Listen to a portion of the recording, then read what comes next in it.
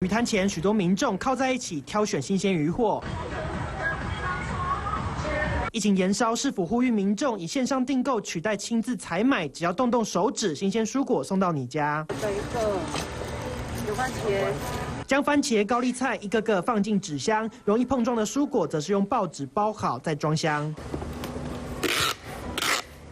南投仁爱乡农会蔬果物流中心马不停蹄不停包装，因为订单爆量。以那个当季我们有生产的那个农产品来去做搭配。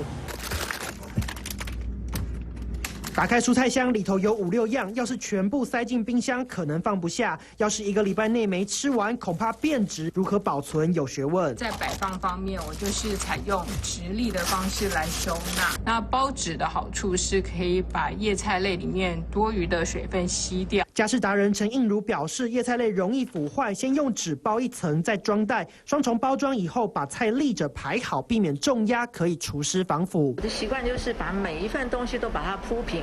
然后一份份叠起来，你的冷冻库就可以放到最大。除了叶菜类以外，大家最关心的生鲜鱼肉类，依照每餐分量分装压瓶，依序堆叠送进冷冻库，可以增加收纳空间，还能保鲜。